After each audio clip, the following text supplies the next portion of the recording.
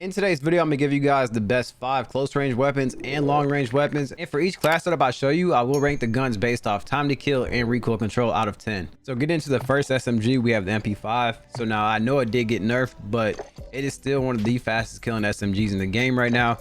So out of a time to kill, I give it a 10 out of 10. But now as far as recoil control goes, I give it a 9 out of 10. I mean, anybody can pick this gun up and be good with it. So there's a class set up for the MP5. Next one up, we got the ISO.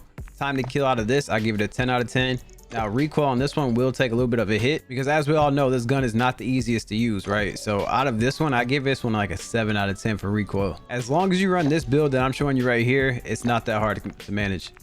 Next up, we have the Vaznev. I've actually been enjoying using this one for this season. The time to kill out of the Vaznev, I give it a 9 out of 10. It is really good. Recoil control, I think I give it like an 8 out of 10. It's not the best, but it's definitely not the worst. Like anybody can pick this gun up and be good with it. Just make sure you guys use the builds I'm showing you, because with a lot of these builds, like we're maximizing the damage range because most of the time these SMGs are getting nerfed for their damage range. And now the next one up that's everybody's favorite for this season for some reason is the MP7.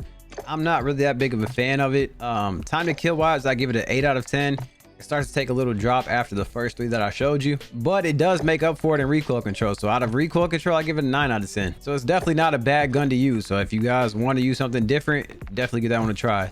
And now if you guys don't want to rock overkill, I have another gun for you that is really good. And we're looking at the P890, and you're gonna have to rock these akimbo. So just use this, class it up.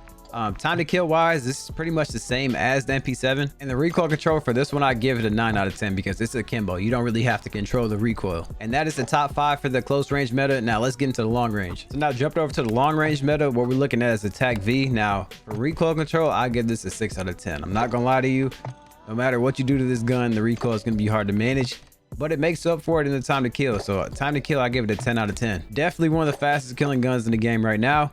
But now to kind of offset that, I'm gonna give you guys some options. So if you want a super low to 0 recoil 10 out of 10 right here, definitely check out the Razorback, check out this build. But if you're not a fan of rocking guns with no suppressor or sights, what you can do, and I'll show you right after I show you the barrel tuning, what you can do is obviously swap this muzzle for the Harbinger right here. And then what you also could do is take off high velocity and then put on whatever sights you want. Either way, if you run it like this thing is still gonna have little to no recoil. You guys see that it's not even moving. And the next one we're looking at is the RPK. Honestly, I think it's making a return. This thing has a really good time to kill compared to the other LMGs and some of the fastest killing long range guns in the game. So time to kill on this one, I give it a 9 out of 10. And now if you guys remember, they actually nerfed the recoil control on this one not too long ago. So out of recoil, I give it like a 7 or an 8 out of 10. More likely an 8 out of 10 for recoil control. So moving on from that, if you guys like single fire weapons, the SO14 is still dangerous, man, but it's not the easiest gun to use. You kind of have to understand like how to shoot your shots. Like you can't necessarily just spam it. So recoil control, I give this one a 7 out of 10, but this one does make up for it in time to kill, and out of time to kill, I give it a 10 out of 10. And now lastly, what we're looking at is the 7.62. So with a gun like this, recoil is definitely hard to manage. So for that one, I give it like a 7 out of 10 for recoil.